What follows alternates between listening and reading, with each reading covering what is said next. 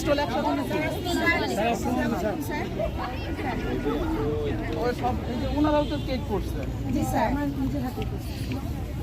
খাবারটা করছি স্যার একটু স্বাস্থ্যসম্মত বিক্রম দিয়ে স্যার।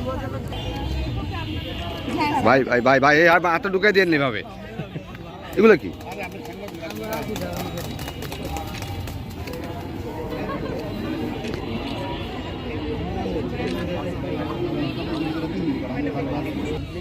Thank you sir.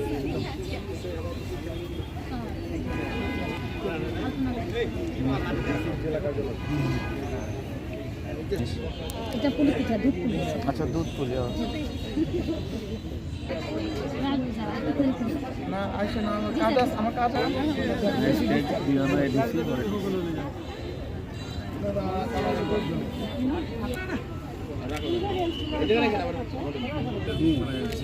সামনে দেখলে আমাদের একটু ভয় লাগে।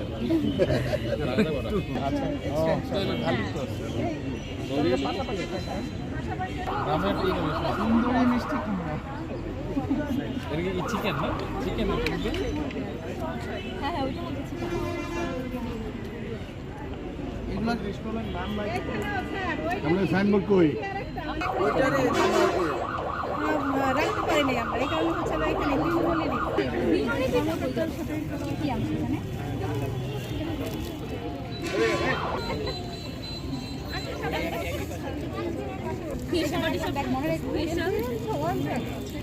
খারাপ না।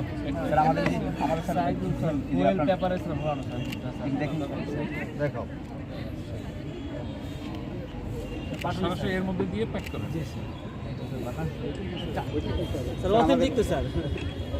তখন চকলেট করে স্যার আমাদের হচ্ছে বাংলাদেশ শরীয়তপুরে প্রথম, কিন্তু ওরা এসে ভাবে যে আমি কী করবো, আমি কী করবো, আমি তো ব্যাপক খাই।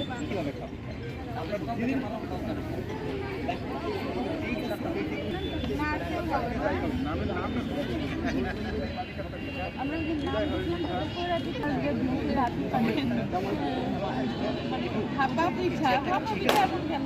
এই এটা হচ্ছে ভিআইপিটা এবার ও আচ্ছা। এই প্যাকেটের দাম কত আমি জানতে চাইছিলাম। আচ্ছা পিছনে নাসির ভাই একটু পিছনে পেনশন নিস 60 টাকায়।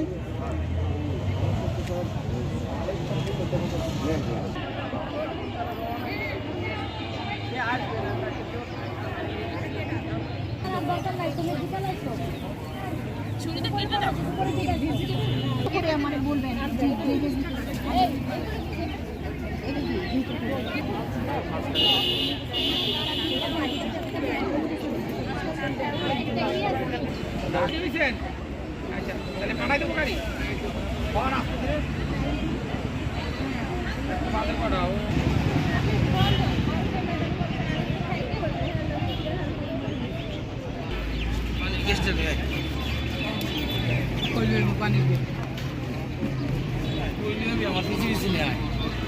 মেন ঐতিহ্য নিবিড়ভাবে জড়িত এবং সেই ঐতিহ্যের একটি অন্যতম গুরুত্বপূর্ণ উপাদান হচ্ছে পিঠা।